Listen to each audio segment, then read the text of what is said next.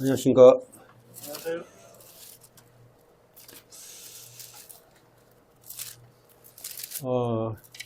2026년 시작하면서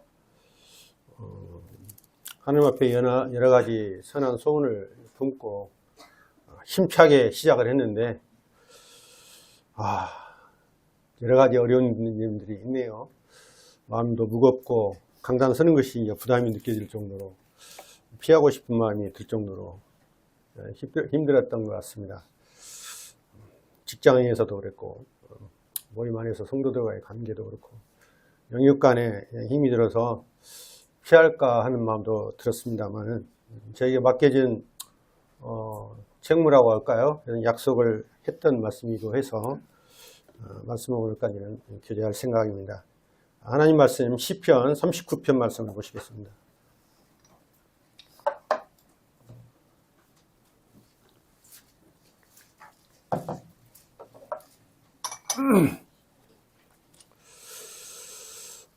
시편 39편은 다윗의 파란만장한 그런 삶들을 잘 보여주고 있는, 인생의 희노애락을 잘 표현해주고 있는 다윗의 시편 말씀입니다.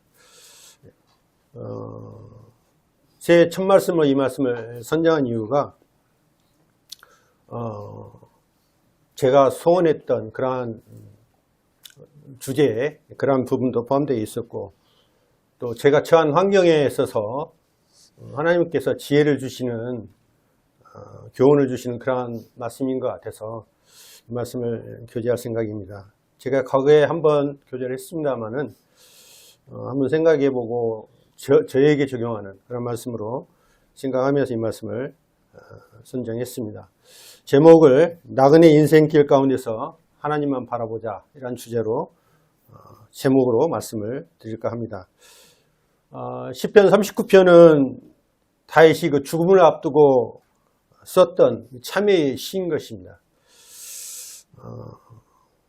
다윗이 삶을 살아보고 여러 가지 희노애락을 겪고 어려움과 즐거움과 기쁨과 모든 것을 다 겪고 난 뒤에 이제 죽음을 앞두고 참 인생의 진실이 무엇인가, 인생의 진리가 무엇인가 스스로 이렇게 되돌아보고 고백하는, 하나님 앞에 통회하는 그런 시편 말씀이기 때문에 우리가 다윗의 삶을 간접적으로 이렇게 경험하면서 우리 인생을 다시 한번 생각해보는 그런 말씀이 되어서 모든 성도님들에게도 더욱 아름답고 복된 삶의 축복이 되는 말씀이 되기를 소망합니다.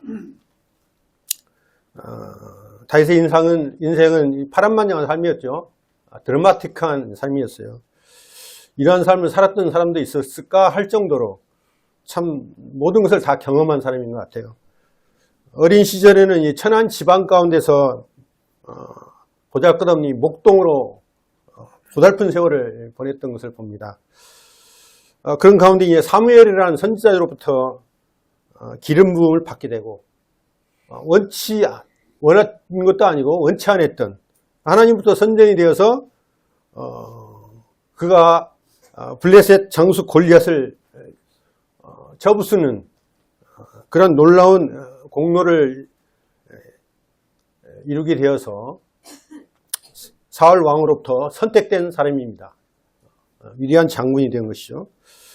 그래서 그 다윗의 출발은 아주 아름답게 출발이 시작된 것이죠. 근데 이제 많은 공을 세우다 보니까 시기와 질투의 대상이 된 거죠.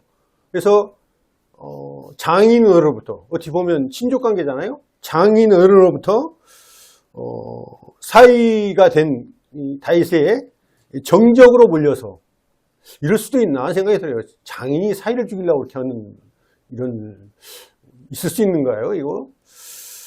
그래서 정적으로 몰려서 10년 동안 그 죽음을 피해서 돌아다녔던, 방황했던 그런 망명 생활을 하게 되었잖아요.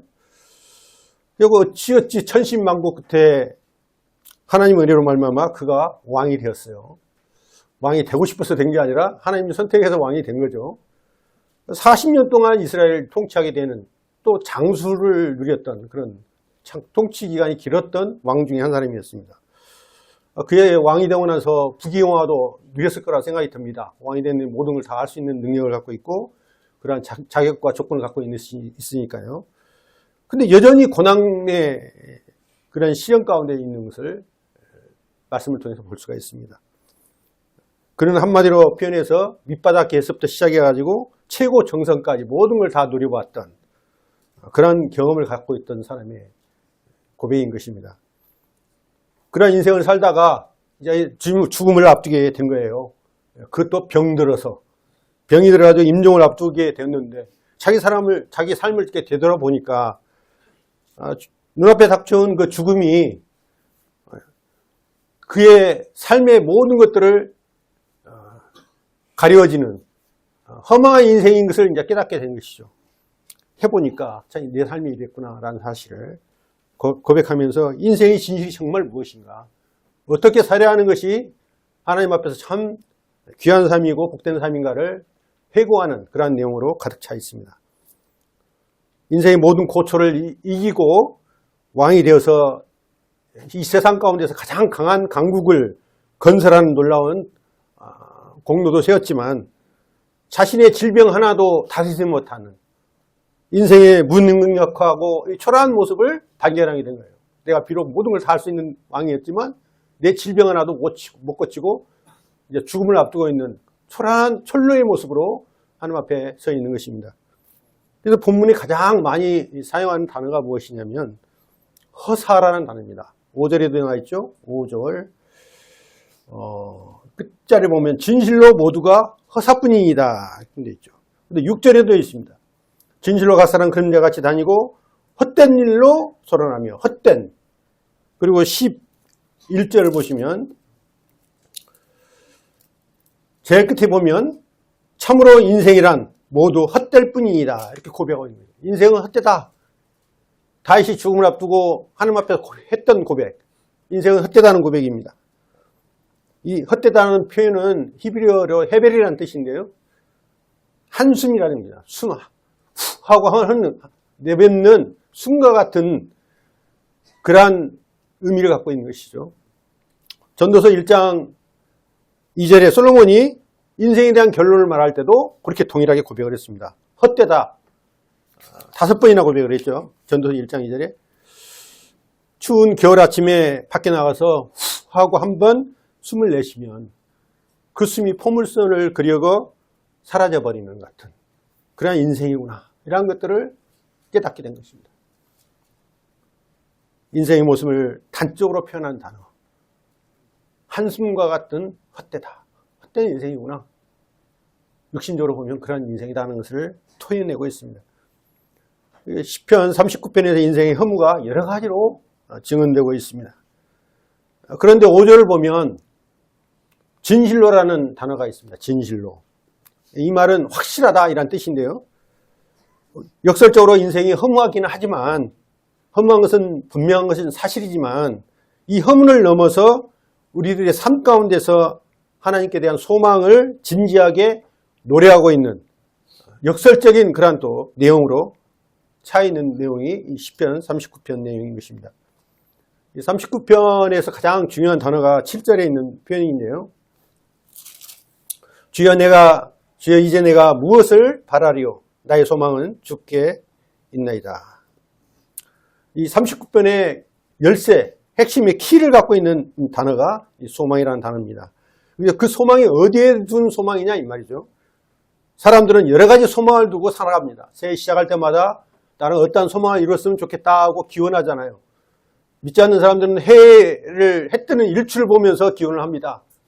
뭐 여러 가지 건강, 가족들의 재물, 또 뭐 대학교 입학, 뭐 승진, 뭐 여러 가지 결혼, 뭐 여러 가지를 소원하게 되죠, 인생에. 그러나 우리가 소망을 어디다 두는 것이 진정한 삶의 의미의 중요한 진리인가? 그것을 말씀하고 있는 것은 주님께 소망을 둬야 한다고 이렇게 말씀하고 있는 것입니다. 이 말은 지식적으로 다윗이 고백한 것이 아니라 그가 삶을 살아보고 모든 걸 다 경험하고 난 뒤에 깨닫고 있는 중요한 진리가 담겨 있는 것입니다. 성도님들도 아마 동일한 그런 고백으로 살고 있다고 생각하고 저 역시 그렇습니다. 이 땅을 받고 있는 삶 가운데서 주님께 대한 소망이 없다면 너무 허무한 거예요. 이 세상 삶이. 왜 살아야 하는지를 모르겠어요. 왜 그렇게 일을 해야 되고 또 자식들과 부모를 섬겨야 되고 그 이유를 그냥 숙명적으로 하는 것처럼 하지만 그 이유에 대해서 분명한 확실한 깨달음과 그 사실을 알면서 하는 것이 아니라 기계적으로 무의식적으로 하고 있는 모습을 발견하게 되는 것을 봅니다. 무거운 짐을 얹고 있는 그런 인생의 모습. 이 인생의 짐을 언제나 벗을 수 있을까 하는 생각이 가득 찬 그런 삶의 연속이라는 것을 제3도 역시 경험하게 됩니다. 시편 39편은 두 가지로 나눌 수가 있는데요. 1절에서 6절까지의 모습은 인생이 모순되어 있다. 모순된 인생의 모습을 그대로 표현하고 있고요. 7절에서 13절에서는 그러한 모순된 인생이지만 인생의 의미를 좀 더 희망적으로 긍정적으로 바꿀 수 있는 중요한 뭐가 있다. 그것을 지금 표현하고 있는 것입니다. 전반부에 있어서의 인생의 모순성, 이 세 가지로 정리를 하고 있습니다. 첫 번째는 1절에서 3절에 이게 표현되어 있는 것처럼 인생은 갈등으로 가득 차 있다 이 말이죠. 뭔가 잘 되기를 바라는데 수많은 갈등 가운데서 살아가야 한다고 말씀하고 있습니다. 내가 말하기를 나의 행위를 조심하여 내 혀로 범죄치 아니하리니 악인이 내 앞에 있을 때 내가 내 입에 재갈을 먹이리라 했도다. 내가 잠잠하여 선한 말도 하지 아니하니 나의 근심이 더 심하도다. 내 마음이 내 속에서 뜨거워서 작은 소리로 엎드릴 때 불이 붙으니 나의 혀로 말하기를 이렇게 표현하고 있습니다. 다윗은 자신의 경험을 증언하고 있는 것입니다. 성경에서 말한 것처럼 대적, 원수가 있다는 것을 인정하고 시작하는 것입니다. 사람이 살다 보면 인간관계의 애곡과 갈등이 없을 수가 없죠. 그걸 늘 경험하고 삽니다. 그런 경험이 많은 다윗이 뭐라고 교훈을 하고 있냐면 성도들은 악한 자들 앞에서 입을 다물고 침묵하라고 이야기하는 거예요. 말하지 말고 침묵하라고 하는 거예요. 그 안에는 분노가 가득 차고 그 대적이 잘못된 악인에 대해서 분노가 가득 차 있지만 그 입을 열게 되면 악인하고 충돌이 되고 악한 말을 쏟아낼 수밖에 없으니까 차라리 악한 말을 하지 않으려면 선한 간증을 나타내려면 침묵하라고 다윗은 말하고 있는 것입니다.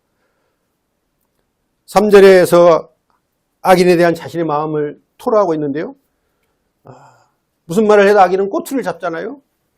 선한 간증에서 침묵해야 하는 것이 최선의 방법인 줄 알아요. 성도는 이 존귀한 사람들이기 때문에 사단은 어떻게 해서 손상을 입히려고 하는 것입니다. 넘어뜨리려고 하는 것입니다. 성도는 말로 인해서 상처를 받고 또 악한 소문을 통해서 손상을 입게 되는 것입니다.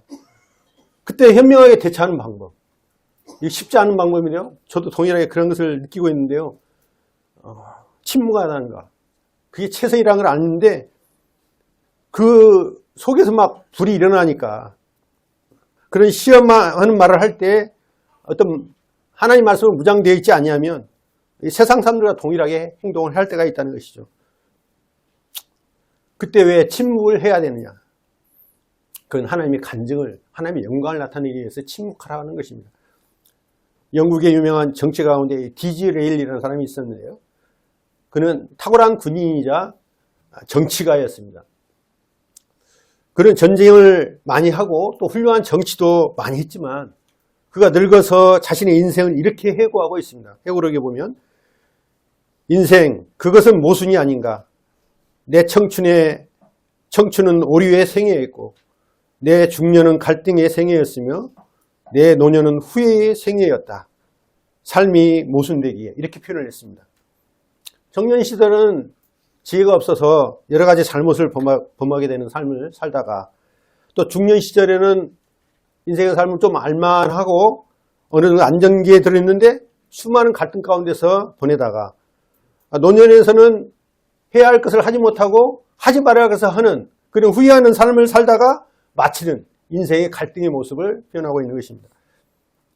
다윗도 사람들에게 말을 하나 하지 않고 침묵 가운데서 속이 막 뜨거워져 있는데 표현을 할 수가 없으니까 그 답답한 마음을 어디에다 표현했냐? 하나님 앞에 나간 것이죠. 다윗은. 그게 우리하고 차이점이에요. 우리는 열이 받으면 사람한테 그대로 같이 직설적으로 이야기하는 것이죠. 불만을 이야기하고 잘못된 것을 바로 그냥 지적하는 것입니다. 다윗의 장점은 뭐냐? 그 뜨거웠던 그 불만과 답답한 마음을 하나님 앞에 두고 나가는 것입니다. 그리고 다윗에게 하나님께서 병을 주신 것을 본인이 스스로 알게 된 거예요. 사람들이 막 비방하는 것도 듣게 됩니다. 하나님이 주신 그 질병 가운데서 사람들의 질타가 있었고 또 그 마음 가운데 하고 싶은 이야기가 없겠어요. 변명할 것도 있었고 수많은 이야기를 하고 싶지만 침묵하고 있는 것을 봅니다. 침묵을 나오니까 얼마나 마음이 답답할 거예요. 막 뭐라고 하냐면 내가 하나님께 작은 소리로 엎주르니 불이 붙어서 나오는 것 같다. 막 이렇게 화불이 나오는 것처럼 화병이 나는 것처럼 그런 답답한 마음 가운데 있었던 다윗의 모습을 볼 수가 있습니다. 그런 것을 어디로 승화시키느냐? 하나님 앞에 기도로 승화시키는. 저도 이렇게 해보려고 노력을 하는데 쉽지가 않더라고요. 세상 사례는 다 내 뜻대로 되지 않고 하나님 앞에 착하게 산다고 해서 반드시 좋게 해결되는 것도 아닌 것 같아요. 어떻게 보면 세상의 방법이 더 효율적이고 빠르게 해결할 수 있는 방법도 있는 것입니다. 악을 악으로 대하고 선을 선하게 대하면 되는 것이죠. 우리 본반 성도들은. 근데 악을 악으로 대하지 말라고 하나님께서 말씀하시니까 치료하는 방법, 해결하는 방법을 하나님 앞에 맡기라고 하나님 말씀하시는데 하나님은 멀게 계신 것 같아요. 그 일에 관심을 가지고 계실까라는 생각이 들어요. 그러니까 토해낼 수가 없는 거죠. 하나님 앞에. 아랠 수가 없는 거죠. 왜냐하면 직접 내가 해결하는 방법이 더 효과적이고 효율적이기 때문에 그렇습니다. 근데 하나님은 그렇게 하지 말라고 하는 거예요. 말씀에. 여기서 교훈을 저도 좀 얻게 됩니다. 억울할 때가 있어요. 오해를 받을 때가 있어요. 성도님들 안에서도. 그때 어떻게 해결하느냐. 우리는 보통 만나서 해결하려고 하죠. 그러나 진짜 하나님께서 원하시는 방법은 나에 맡겨라. 때가 되면 다 네 오해를 풀어줄 것이다. 너 답답함과 억울함을 해결해 줄 테니 나를 의지하고 나를 향하여 나아가라. 이렇게 말하고 있는 것이 다윗의 교훈인 것 같습니다. 그 대표적인 사람이 한나라는 여인이었죠. 분인나라는 어떤 첩이라고 할 수 있는 그 여자가 막 계속 괴로움을 본처인 한나를 괴롭히는 거예요. 너 자식이 있냐? 그러니까 하나님의 축복을 받았으면 왜 자식이 없겠어? 이렇게 비난했겠죠. 얼마나 무시를 했겠어요. 자식 없는 여자. 후처로부터 막 핍박당하고 의기양양하고 하는 모습을 보면서 하나님 앞에 선한 삶을 살았던 한나의 마음은 어떻게 그것을 해결할까요? 답답해서 어떻게 해결할까 고민했지 않았겠어요? 그가 남편한테 가서 서방님 내 이러는데 이렇게 나를 핍박합니다 이렇게 하지도 않았어요. 한나는 그 괴로운 심정을 가지고 억울함을 호소하지도 않았고 그가 나갔던 것은 하나님 앞에 나간 것을 봅니다. 그가 하나님 앞에 자신의 슬픔을 털어놓았어요. 하나님 제가 이러한 슬픔을 안고 있습니다. 이러한 문제를 안고 있습니다. 하나님께서 한나의 기도를 들어주시고 하나님은 위대한 선지자인 사무엘을 허락하셨잖아요. 하나님은 때에 맞게 해결할 수 있는 방법들을 준비하고 계시는데 우리는 하나님의 마음을 또 하나님의 방법을 또 하나님께서 어떻게 하실 것을 알지 못하기 때문에 보통 사람들 같으면 사람의 방법으로 해결을 하려고 하는 것이죠. 그게 아마 다윗과 믿음의 선진들의 차이점이 아닌가. 이것을 저를 배우고 싶습니다. 야곱은 에서가 400명의 군사를 이끌고 군사를 입고 자기를 죽이고자 할 때 얼마나 또 답답했겠어요. 형이 동생을 막 죽이겠다고 400명 군사를 끌고 가고 막 창을 끌고 와서 죽인다는 이 현실을 어떻게 이해를 할 수가 있었겠어요? 물론 자기 잘못으로 인해서 일어난 일이겠지만요. 얼마나 또 두렵고 답답하고 어디서 하선을 할 때가 없을까라고 고민했을 거랍니다. 나이를 붙잡고 하선하고 싶었을 거예요. 어떻게 보면 사랑하는 여인 나이를 통해서 위로를 받고 싶은 마음이 있었을 겁니다. 야곱은 그렇게 하지 않았어요. 하나님께 나가서 그의 두려움과 답답함을 털어놓았습니다. 다윗이 사울과 싸우고 싶은 일이 많았습니다.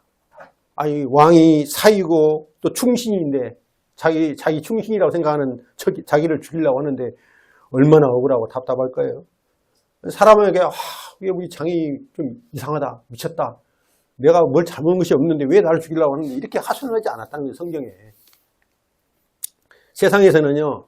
할 말을 하고 살아야 한다. 그 사람이 지혜라고 가르칩니다. 우리가 어른들이 자식들한테 억울한 일을 당하면 당당히 나가서 하소연해갖고 해결해. 이렇게 가르치잖아요. 할 말을 하고 살아야 되지 않냐. 할 말 안 하면 바보 멍충이라고 그렇게 가르치잖아요. 세상은요. 근데 하나님은 성경을 통해서 그런 답답함을 있을 때 그렇게 해결하지 말고 하나님 옆에 나가서 털어놓고 하나님이 그 해결했을 때까지 인내하라고 가르치는 겁니다. 어떻게 보면 세상의 방법과 하나님의 방법은 완전히 역설적인 것이죠. 근데 우리는 어디에 가깝습니까?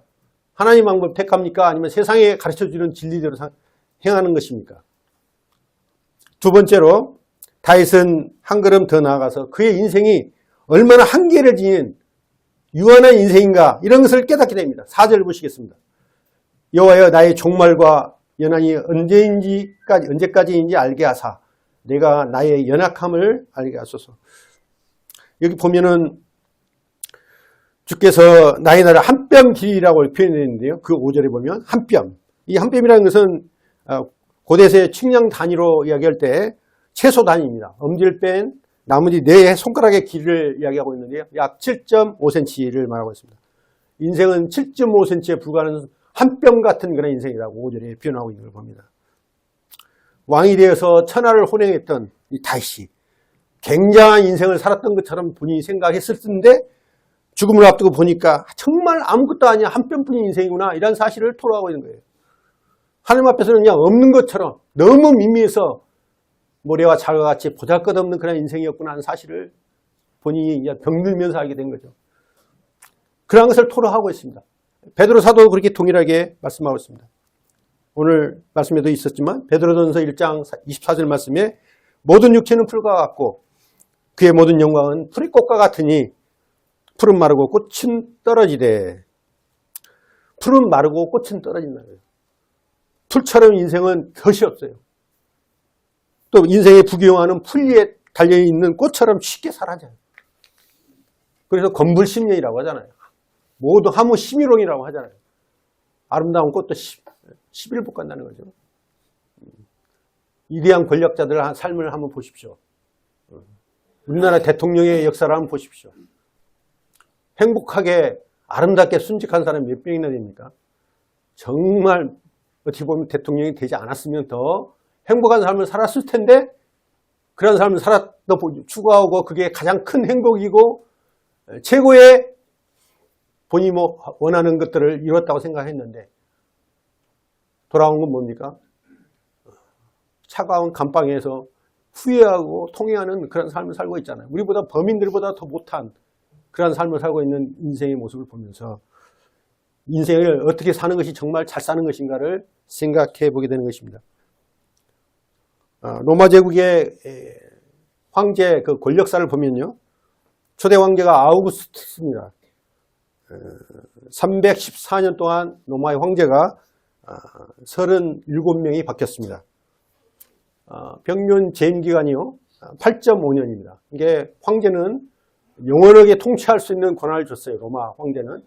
그런데 보통 어떤 이유에서든지 그만두게 되는데 8.5년이 평균치입니다. 어떤 사람 물론 3, 40년 장기 집권한 사람도 있었지만 1년도 채우지 못했던 그런 황제도 있었습니다. 37명의 황제 가운데 자기 수명을 다하고 죽은 사람은 딱 13명입니다. 13명은 자기가 가지고 있는 천수를 누린 것이죠. 근데 24명은 암살당하거나 자살로 불행한 최후를 마쳤던 것을 봅니다. 어떤 사람은 부하의 잘못을 좀 책망을 했더니 또 그런 가운데 기도하고 있으니까 부하가 뒤에서 칼로 찔러가지고 죽음을 당한 그런 황제도 있었고요. 어떤 황제는 자기가 황제가 되기 위해서 즉위식을 하러 가는 과정에 암살을 당해서 죽임을 당했던 사람도 있었습니다. 어떤 경우는 한 해 동안 황제가 5번이나 바뀐 거예요. 1년에 황제가 5번이 바뀐 거예요. 그만큼 제왕의 길은 피로 얼룩진 불행한 역사였다. 로마 제국의 황제는요, 미국의 대통령 트럼프보다 더 강한 권력을 갖고 있었던 사람입니다. 그렇죠? 근데 그런 사람, 권력을 갖고 있는 사람들의 삶이 그렇게 인생에 우리가 원하는 것처럼 화려한 삶이 아니었다는 사실을 알 수가 있습니다. 그러나 이 삶 가운데 인생을 생각하게 되면 불쌍한 생각이 들고 왜 이렇게 살아야 되는가, 부인할 수 없는 게 인생의 본질인 것이 분명하지만, 그러나 그러한 인생을 지혜롭고 진지하게 살아갈 수 있는 그러한 사실들을 역설적인 사실을 통해서 말씀하고 있는 것입니다. 짧은 인생이지만 나의 인생이기에, 하나님께 허락하신 인생이기에 세월을 아끼면서 살아야 한다는 교훈을 얻는 것입니다. 4절 보시면 여호와여 나의 연약함을 알게 하라. 연약함을 알게 하라. 우리가 연약한 인생인 걸 다 알죠. 피었다가 사라지는 풀의 꽃처럼 나약한 인생입니다. 그러나 하나님께서 다윗을 통해 말하는 건데 너희 연약한 것을 네 삶 가운데서 깨달으라는 것이죠. 우리가 대단한 사람인 것처럼 보지만 연약한 인생이라는 거예요. 네 본질은 너는 연약한 인생이야. 거기서부터 시작되는 거야. 그러니까 내가 필요해. 이게 신앙이잖아요. 바울 사도도 그 사실을 깨달았어요. 그래서 내가 약할 그때에 가장 강하다. 내가 약하니까 하나님을 의지하게 되고 주님의 능력을 덧입고 행하니까 놀라운 역사가 일어나죠. 그때 가장 강하다. 이렇게 사도 바울도 고백하고 있는 것을 봅니다. 주를 의지하는 것을 중요성을 이야기하고 있는데요. 다윗도 동일하게 그런 것을 깨달은 것 같습니다. 자기가 연약함을 깨달을 그때에 하나님을 의지하였고 하나님을 힘으로 삼고 찬양하였던 것입니다. 인생의 갈등은 가득 차 있는 그런 삶이었지만 또 너무 짤막한 한계를 가지고 있는 삶이었다는 것이지만 다윗의 기도 내용을 보면 자기의 억울함을 해결해달라고 기도한 것이 아니라 또 다른 사람들의 잘못된 것들을 심판하여달라고 기도하지 않았습니다. 그는 하나님 앞에 나가서 나의 종말과 연한이 언제까지인 것을 알게 해달라고 기도했습니다. 차원이 틀리죠. 우리가 뭔가 잘못되면 이 문제에 대해서 바로 해결해달라고 이렇게 이야기하고 있는데 다윗은 그 사실을 그 연약한 인생의 모습을 보게 되면서 하나님 제가 이 병들고 누추한 모습으로 서 있는 이 모습이 나의 종말과 연한이 언제까지인 것을 좀 깨닫고 알게 해주시라고 이렇게 기도하는 걸 봅니다. 다윗은 자신의 본질적인 연약함을 알고 다른 사람과 대항하지 않았다는 것을 말하고 있습니다. 오직 하나님을 의지하면서 하나님의 응답을 받기를 소망했습니다. 주님은 다윗의 사는 날이 한 뼘 길이밖에 안 된다고 말씀하고 있습니다. 그의 일생은 영원하신 하나님 앞에서는 없는 것처럼 느껴졌다고 고백하고 있습니다. 사람은 그림자처럼, 그림자라는 것은 실체가 없잖아요. 그림자처럼 실체 없이 막 떠다니는 거예요. 우리 삶이. 헛된 재물과 같은 일로 소란하면서 재산을 얻으려고 무척 노력합니다. 돈 벌기가 요새 쉽지 않죠. 지금 어려운 현실 가운데서 자영업자들 아주 힘듭니다.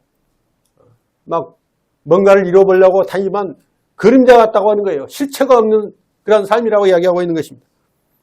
돈을 벌기 위해서 발버둥 칩니다. 그러나 그 돈을 번 돈이 재산을 늘려도 누구한테 돌아갈지 알지 못하는 인생이라고 말씀하고 있습니다.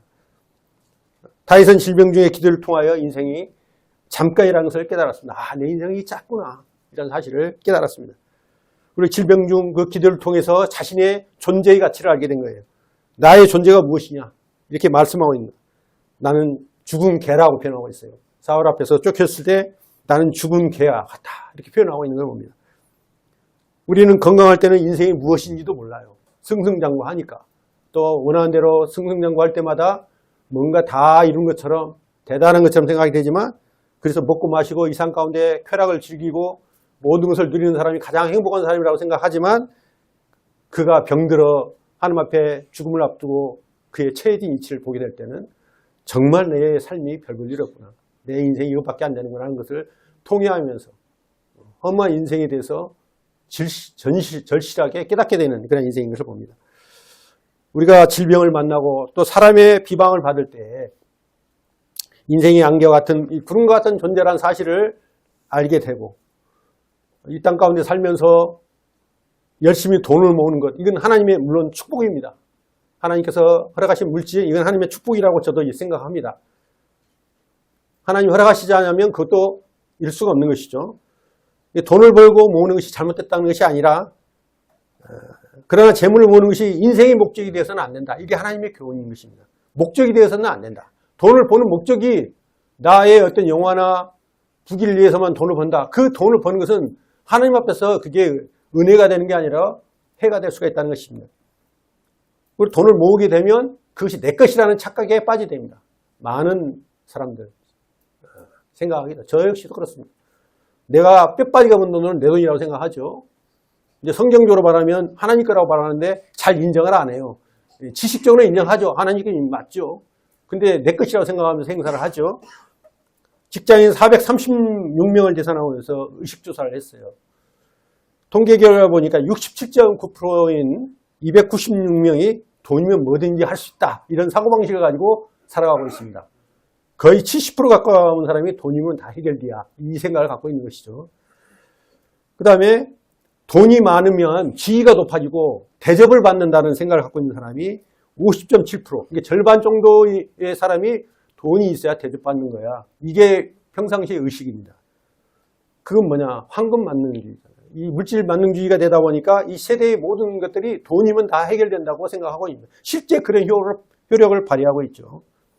그래서 많은 사람들이 돈이 행복이라고 착각을 해가지고 돈에 몰두하다가 돈 하다가 돌아버리는 것이죠. 예, 깜빵에 가고 이상한 짓을 하죠. 돈이 반드시 행복을 나타내주지 않잖아요. 모든 돈을 갖고 있다고 생각하는 대통령 부인조차도 그 조그마한 그 액세서리에 눈이 멀어가지고 하는 그 추태를 보면서 사람은 말이죠. 장담할 수가 없다. 그 물질 앞에서는 그냥 무너져 버리는구나. 영부인의 품격이나 모든 것을 다 대접받고 국민들도 추앙을 받아야 할 그 자리에 이 범인들의 평범한 사람들이 할 수 있는 그러한 일을 이렇게 저지르면서 그 결과가 안 드러날 것처럼 다 드러나는데 너무 창피하다는 생각이 들어요. 나라의 국격이 떨어지는 느낌이 막 듭니다. 그런 걸 보면서 사람이 돈 앞에서는 장사 같구나. 이걸 저도 깨닫게 됩니다. 쇼펜하우어는 이렇게 이야기했습니다. 돈은 바닷물과 같다. 마시면 마실수록 목이 마르는 것이죠. 바닷물. 짜잖아요. 돈을 막 많이 가지고 가지면 갈수록 이게 만족을 해야 되는데 더 목마르는 거예요. 목마르니까 이해하시죠? 나는 뭐 24평 정도는 하면 평생 뭐 소원이 없겠다 하고 20평을 이루니까 35평, 뭐 40평짜리가 그냥 부러워보는 것이잖아요. 인간의 갈증, 채워지지 않는 그 목마름은 돈으로서 해결되지 않는다는 것입니다. 돈은 육체적인 만족은 갖춰줄 수 있어요. 돈은요, 내가 사고 싶은 걸 살 수가 있고 행할 수 있는 것을 행하잖아요. 이게 돈은 육체적인 만족은 해줘요. 그러나 영혼은 파괴가 되는 것입니다. 그것을 말씀하고 있는 것입니다. 그래서 주님께서도 그것을 아셨기 때문에 주님께서 하신 비유가 38개인데요. 그 절반이 재물에 관한 비유예요. 이 재물이 얼마나 잘 관리하지 않으면 믿음을 파괴할 수 있다고 말씀하고 있는 것입니다. 성경 기준이 재물에 관한 성경 기준이 2,300개가 될 정도예요. 성경 전체에. 그래서 우리 삶에서 재물이 중요한 이치를 가지고 있고 그것을 잘 관리해야 한다는 것을 교훈하고 있는데 하나님께서는 성경 어디를 봐도 재물에 소망을 두라는 말이 없어요. 재물에 소망을 두지 말고 하나님 자신의 소망을 두라고 계속 이야기하고 있는 거예요. 근데 우리는 재물에 소망이 있는 때가 너무 많잖아요. 하나님 앞에 소망을 두는 것보다는. 왜냐하면 일단 눈에 보이는 것이 현실이고 땅을 받고 사니까 땅에 있는 것들을 추구하다 보니까 돈이 필요하잖아요. 그게 돈 하는 것입니다. 세 번째는요. 다윗은 의미 없는 인생임을 강조하고 있습니다. 인생은 참 의미가 없다. 이렇게 표현하고 있습니다. 인생이 짧은 것도 좀 억울해 죽겠는데 의미조차도 없대. 하나님께서 말씀하실 때. 무의미한 인생을 실감하면서 사람들이 일반적으로 매달리는 것은 물질하고 쾌락이거든요. 이렇게 의미 없는 인생을 채우기 위하여 추구하는 것이 물질, 그 다음 쾌락이에요. 6절에 이렇게 표현되어 있습니다. 진실로 각 사람은 그런 일같이 다니고 헛된 일로 소란하며 재물을 쌓으나 누가 거둘는지 알지 못하나이다. 사람들은 재물이 자신의 삶에 어떤 의미를 주는 것처럼 믿고 재물을 쌓지만 문제는 다 써보지도 못하고 죽어버리기 때문에 재물 자체가 허무다, 의미가 없다 이렇게 표현하고 있는 것입니다. 서양 속담에 보면 수의에는 주머니가 없다 이런 말이 있어요. 수의에 주머니 없죠? 돈 못 가져가니까. 그렇죠? 수의는 그냥 주머니 없이 가는 것입니다. 가져갈 것처럼 생각하지만 하나도 못 가져가요. 수많은 그 재벌들도 돈을 마지막 처리하지 못하니까 진실 깨달은 아주 지혜로운 사람들은 기부하면서 삶을 아름답게 마무리하는 사람도 있지만 대부분이 자식한 상속을 하잖아요. 그걸 또 상속을 잘못해가지고 또 쇠고랑창 경우도 있고 그렇지 않습니까? 상속세가 너무 많으니까. 근데 이제 그러한 것들이 추구하는 본능인 것 같아요. 부모가 자식에게 잘해주고 싶은 본능. 그건 누구나 다 있는데요. 그리고 또 그러한 가운데 사람은 쾌락을 추구합니다. 11절에 보면 영화라는 단어가 나오는데요. 영어 성경으로는 뷰티입니다. 뷰티, 아름다운 이란 뜻인데요. 아름다운 것은 좀 먹는다. 인생이 쾌락의 의미를 포함되어 있는 거예요. 포함되어 있어가지고 쾌락 그 자체는 허물을 남는다. 이렇게 말씀하고 있는 것입니다. 영국의 유명한 낭만파 시인인 바이런은 인기와 성공과 권력을 다 누려서 30대에 모든 것을 다 갖췄던 사람인데 그 험한 마음을 채우지 못해서 방탕한 삶을 살다가 죽으면서 허무라는 시를 남겼어요. 그가 경험한 허물을 남겼는데 뭐라고 하냐면 내 인생은 빛바랜 노란 잎사귀 사랑의 꽃 그리고 열매는 사라지고 벌레와 종양과 근심만이 내 것일 뿐이다. 이렇게 표현하고 있어요. 바이런이 경험하고 그 허물한 시를 그대로 표현했습니다. 쾌락을 추구해 보니까 결론은 벌레와 같고 종양, 암덩어리라니 종양, 그 다음에 근심만이 내 것이다. 끝이 그렇게 마무리가 됐다는 거예요. 결론을. 내 인생은 해보니까 이것밖에 안 되는구나 하는 것을 토로하고 마무리했다는 것이 인생을. 험한 삶을 살아갈 수밖에 없는 인생이 의미 있고 가치 있는 삶을 살아가려면 시편 기자는 세 가지를 구해야 한다고 성경에서 말씀하고 있습니다. 첫 번째 8절에 보시면 나를 모든 죄에서 건지시며 우매한 자에게서 욕을 당하지 아니하게 하소서. 첫 번째는 용서를 구하면서 살아가는 삶을 말하고 있습니다. 자신이 죄과에 집중을 하는 거예요. 나의 삶에 누추한 죄, 이것을 또 내가 삶을 죄를 통해서 자기가 의도적으로 죄를 통하여 악인에게 악을 범하거나 상처를 입히는 악인이나 또 의도하지 않았던 무의식적으로 상처를 입혔던 우매자, 어리석은 사람들. 어리석으니까 해를 끼치는 거겠죠. 악인은 아예 고의적으로 해를 끼치는 거고요. 다시 하나님 앞에서 자신의 인생에 대해서 돌아보니까 하나님 앞에서 누추한 과거의 그런 모습들이 떠올랐겠죠. 그러니까 하나님 앞에 그 용서를 구하면서 다른 사람을 용서하며 살기를 소망했습니다. 두 번째는 12절 말씀입니다.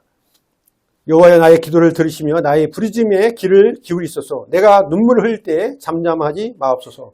나는 주와 함께 있는 나그네이며 나의 모든 조상들처럼 떠도나이다. 나그네처럼 인생을 살기를 교훈했습니다. 성경은 철저하게 하나같이 하나님의 백성들이 이 땅에서의 존재는 나그네다 이렇게 표현하고 있습니다. 나그네라는 것은 본향이 다른 고향이 있다는 것이죠. 지금 방랑하는 사람이에요. 우리는 나그네. 자기 고향이 아닌 데 가서 지나치게 욕심을 갖게 되면 본향을 향해 나갈 수가 없는 거죠. 머물러 버리잖아요. 우리가 뭐 여관이나 호텔 가가지고 거기다 막 몰두하고 막 하는 사람이 있어요. 그 잠시 거처하는 것이잖아요. 집으로 왔을 때 집에다 치장을 하는 것이지 잠시 머물고 있는 호텔이나 여관에다 막 치장하고 막 리모델링하고 돈 투자하는 사람은 있습니까? 없잖아요. 근데 우리 구원받은 성도들은 이 세상에 나그네라고 성경이 나와 있는데 히브리서에도 나와 있고 근데 나그네 같은 사람은 안 살면 뭐예요? 어리석은 것이잖아요. 영원한 것을 추구하려면 이 세상을 나그네처럼 여기야만 영원한 것을 추구할 수 있다는 것입니다. 세 번째는 13절의 말씀입니다. 주는 나를 용서하사 내가 떠나 없어지기 전에 나의 건강을 회복시켜 주시옵소서. 건강을 회복해달라는 이 건강한 삶을 추구한 것을 봅니다. 짤막한 인생 속에서 우리가 추구할 만한 의미 있는 삶이 있다면 그것은 용서를 구하고 부끄럼 없이 사는 것인데요. 나그네처럼 욕심 없이 살고 또 영적으로 육적으로 건강한 삶을 살기를 추구해야 하는 것입니다. 시편 39편의 결론을 이렇게 하고 있습니다. 바로 하나님의 도우심을 바라고 하나님께 소망을 줘야 한다. 이 세상을 아름답게 살 수 있는 방법, 그건 전적으로 하나님의 도우심을 의지하는 방법입니다. 그래서 7절에 보면 다윗이 주여 이제 내가 무엇을 바라리요? 나의 소망은 주께 있습니다. 다윗은 그의 소망이 무엇인지 자신에게 묻습니다. 너의 소망이 뭐냐? 너 이제 죽음을 앞두고 있었는데 너의 마지막 소망이 뭐냐? 스스로에게 되묻는 거예요. 그러니까 내가 보니까 모든 게 허사라는 걸 깨닫고 이건 내가 나갈 방향이 아니구나. 이 땅은 나그네니까 하나님이 계신 곳, 그 천성을 향해서 소망을 두고 사는 삶, 이것이 가장 하나님께서 원하시는 삶이었구나 하는 것을 깨닫게 된 것입니다. 그 어떠한 것도 그에게 소망이 되지 않았던 거예요. 죽음을 앞두고 병들어서 사람의 인정, 칭찬, 돈, 사람 모든 것도 소망이 될 수가 없다는 것을 깨달은 것입니다. 오직 살아계신 하나님, 영원하신 하나님만 나의 진정한 소망이구나. 이것을 토로한 것입니다.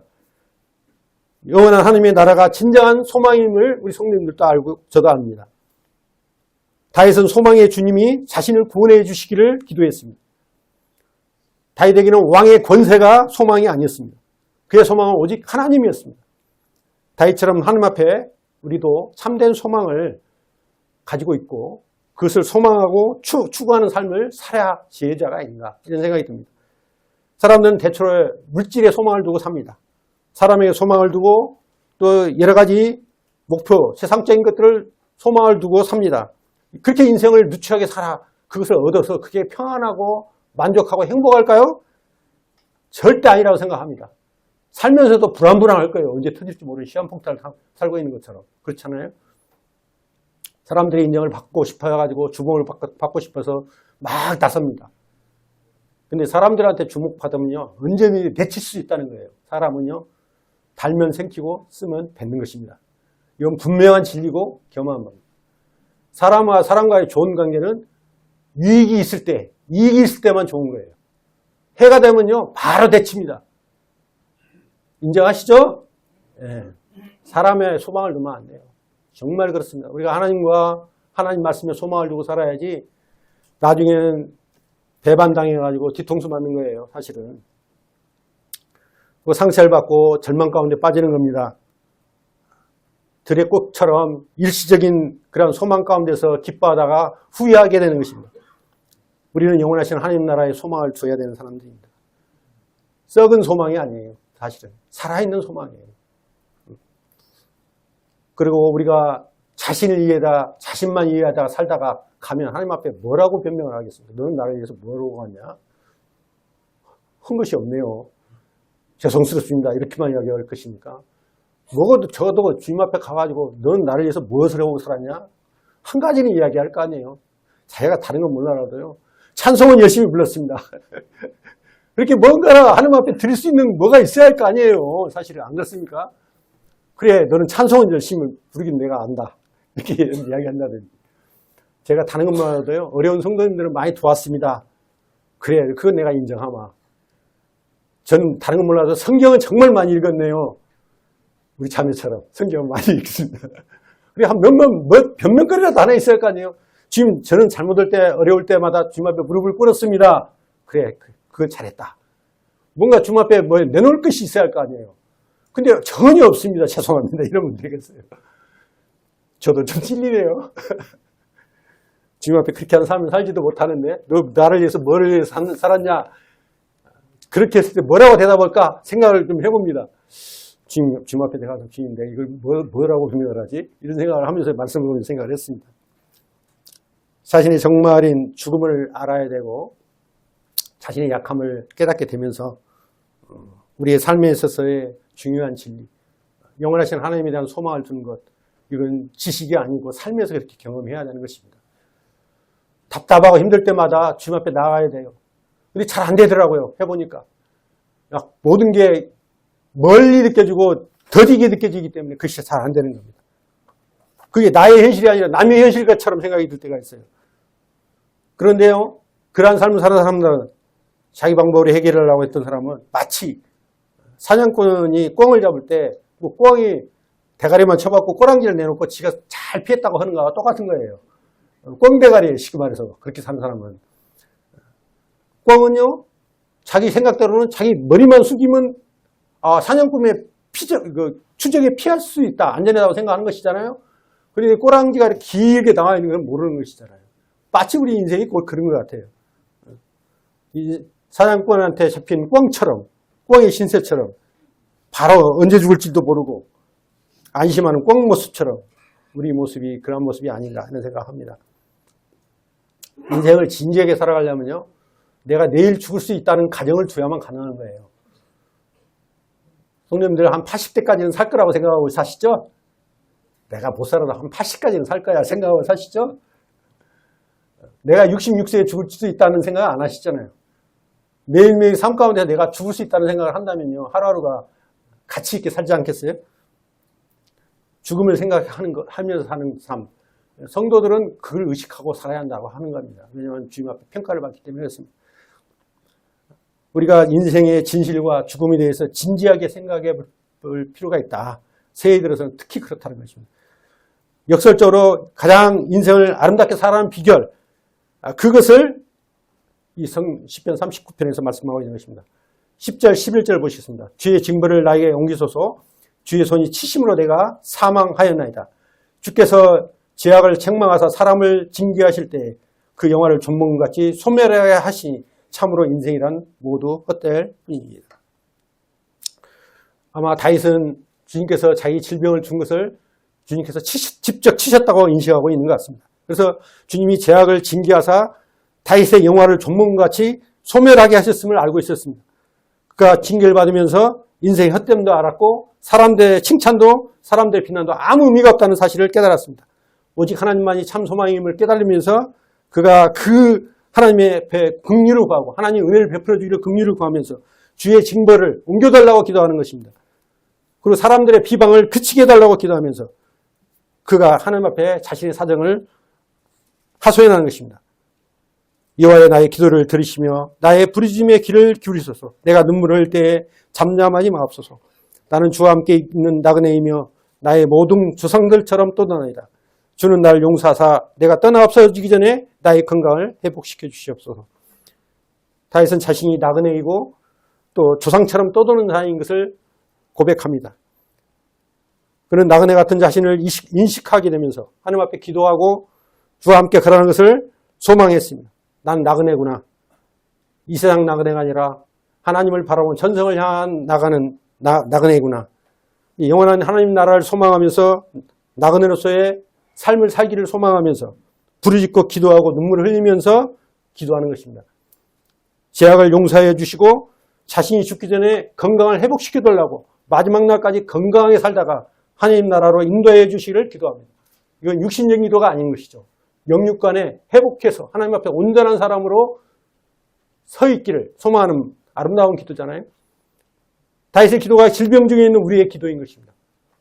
본인이 질병 중에 있다고 생각하시는 성도님들, 저 역시 질병 가운데 있는데요. 저도 뭐 여러 가지 질병을 갖고 있는데 건강하게 살기를, 이 질병을 떠나서 나의 육신을 만족하고 사는 것에 머물지 않고 이 건강한 육신을 통해서 하나님을 섬기고 성도들을 섬길 수 있는 그러한 은혜를 베풀어 주기를 하나님 앞에 간구하고, 혹시 죄악 가운데 있다면 주님 앞에 통회하고 자백하고 정결한 삶 가운데서 하나님 앞에 아름다운 교제를 나눌 수 있는 당당한 자격과 신분을 가질 수 있는 그러한 삶으로 서기를 소망하면서 하나님 앞에 기도하는 것입니다. 눈물로 기도했다고 합니다. 우리는 하나님의 징계를 받는 다윗을 통하여 세 가지 깨달음을 얻게 됩니다. 첫 번째는 고난 중에 비난을 받을 때 우리는 주님 앞에 나가야 한다는 것입니다. 고난 중에 비난을 받을 때, 어려움 겪을 때 하나님 앞에 나가야 되는 것입니다. 두 번째는 자신은 다른 사람과 다르지 않다는 것이죠. 인생은 똑같이 별 볼 일 없는 존재. 내가 어떤 존재인가 라는 것을 깨달으라는 것입니다. 나의 죄악을 깨닫고 아무것도 아닌 나를 깨닫는 것입니다. 세 번째는 하나님이 우리의 소망임을 깨닫고 하늘나라를 소망하면서 하나님께서 나의 질병과 비방이 떠나게 해달라고 기도하는 것입니다. 결론적으로 나는 하나님과 함께 하시는 나그네구나 이런 사실을 깨닫는 것입니다. 나는 하나님과 함께 하시는 나그네. 그냥 나그네가 아니라 하나님이 함께 하시는 나그네. 다윗의 이러한 고백이 주님 앞에 상대되었습니다. 다윗은 훗날 하나님 앞에서 아름답게 인생을 마무리합니다. 솔로몬과 다르게. 그리고 결론적으로 그가 역대상 29장 28절에 보면 이렇게 나와 있습니다. 저가 나이가 많아 늙기까지 부하고 존귀하였더라. 그가 이런 삶의 과정을 하나님 앞에 깨닫고 토로하고 하나님을 향해 나아갔기 때문에 그가 역대상 29장 28절에 보면 그가 나이가 많아서 늙기까지 부하였고, 물질적인 부하일 만큼 이야기했어요. 영적으로 부하였고 존귀하게 삶을 아름답게 바쳤다. 이런 삶을 모든 성도님들이, 저를 포함해 모든 성도님들이 살다가 주님 부르심을 받았으면 좋겠습니다. 그러려면은 어떻게 살아야 되냐? 세월을 아껴야 되잖아요. 에베소 5장 16절에서 18절까지 세월을 아끼라 때가 악하니라 술 취하지 말라. 세월을 아끼라 때가 악하니라 그러므로 어리석은 자가 되지 말고 오직 주의 뜻이 무엇인가 이해하라. 술 취하지 말라. 이런 방탕한 것이 오직 성령으로 충만함을 받으라. 세월을 아끼는 것, 이건 뭐냐면은 하나님 뜻대로 사는 최선의 삶을 살아야 한다는 얘기죠. 내 주관과 내 생각대로 사는 삶이 아니라 하나님의 뜻에 맞는 삶을 살아야 그가 세월을 아끼는 삶인 거예요. 가치 있는 삶을 살아야지. 세월을 아낀다고 뭐 어떻게 세월을 아끼냐 이거죠. 무엇에 투자하는데 세월을 아꼈냐 이거죠. 하나님 뜻대로 사는 삶, 하나님이 인정하는 삶, 하나님이 중요시 여기는 것들을 추구하면서 사는 삶, 그게 세월을 아끼는 삶인 거예요. 구체적으로. 우리 인생은 참 무상합니다. 그러나 하나님은 영원하십니다. 이게 우리의 참 축복인 거예요. 우리는 유한한 산이잖아요. 정말 힘도 없고 늘 시대도록 막 마음이 변하고 막 화살이 날라오면 막 어디를 피할지를 모르겠어요. 막 떠나버리고 싶은데 떠날 데가 없어요. 이 떠나버리고 싶다는 말은 제가 유행가 중에 하나 좋아하는 게 홀로 가는 길. 이 노래를 좋아했어요, 옛날에. 홀로 가는 길. 멀리 떠나고 싶다. 아무도 없는 여기 떠나고 싶다고 하는 생각을 하는데 떠날 데가 없네. 기껏 가봐야 뭐 여수 앞바다지. 앞바다 보면 해결이 됩니까? 잠시 마음은 풀어진 것 같아요. 되돌아가면 도로 와 있어요. 원점에 와 있어요. 요새 들어오는 유행가는 하나가 있네. 60대 노부부 이야기. 이 노래를 들으면 꼭 내 이야기라는 것 같아요. 아이고 뭐 딸 보내는 거 그 부모의 마음을 간접적으로 표현했는데 그 노래 가사 했던 사람이 아마 그런 마음으로 지었을 거라 이런 생각이 들면서 괜히 마음이 울적울적 하는 거예요. 젊은 성도님들은 모르시죠? 60대 보면 알아요. 대보면 알아요. 겪어봐야 하는 것이지 피상적으로 하는 게 아니잖아요. 60대 돼가지고 자식 다 보내고 혼자 남아있는 삶을 돌이켜보면 내 인생 옛날에 애들 데리고 뭐 했던 거 그런 게 생각이 나는 거예요. 며칠 전에 동생하고 이제 촉성로를 갔는데 우리 시인이가 촉성로에서 떼쓰던 이야기가 생각이 나더라고. 막 때를 써갖고 막 혼냈던 그게 나요. 30년 전에. 그 30년 전에 시은이가 떼쓰는 얘기가 왜 생각이 났을까 생각이 드는 거예요. 그리고 어떤 좋은 일을 보면 그때 딸을 여웠을 때 그 부모의 심정. 결혼할 때 절대 울지 말라고 막 그러는데 속으로 많이 울었습니다. 사이가 별로 이뻐 보이지가 않았어요. 내 인생이 굳어있으니까 사진사가 자꾸 웃으라고 막 하는 거예요. 산도동물매로 생겨가지고 너무 딸 데리고 왔는데 제가 좋아해요. 사이는 누구 형님 말씀대로 그런 이야기 하면 또 안 되겠다. 사이는 피가 안 섞였잖아요. 딸은 딸인데 헤어지면 놈입니다. 그런 거예요. 그래서 부모 마음이 그렇구나. 그 노래가 마음이 막 때리는 거예요. 인생을 내가 정리할 때가 좀 왔는갑다. 이런 생각이 드는 겁니다. 이 사실을 깨달았던 다윗처럼 저도 그런 마음으로 살고 싶습니다. 주여, 이제 내가 무엇을 바라리요? 나의 소망은 주께 있습니다. 우리의 소망은 하나님밖에 없는 것 같아요. 이 덧없는 인생에 무슨 소망이 있어요? 사실 예수 믿는 성도들에게 인생은 참 짧아요. 어떻게 보면 짧고 무상하자, 너무 무상하다, 허무하다 이런 생각이 드는데요. 그러나 순간을 살아도 영혼으로 연결되어 있는 이 구원받은 성도들, 하나님이 계시기에 얼마나 위로가 됩니까? 요새 영화 그 신의 뭐죠? 네? 신의 악단. 저도 그 영화 우리 장모님 모시고 가서 봤어요. 막 마음이 뭉클하고 눈물이 나더라고요. 그 찬양을 제가 막 한 몇 년 며칠 듣고 다니니까 막 하늘을 나른 것처럼 막 충만했었어요. 그랬던 때도 있었습니다.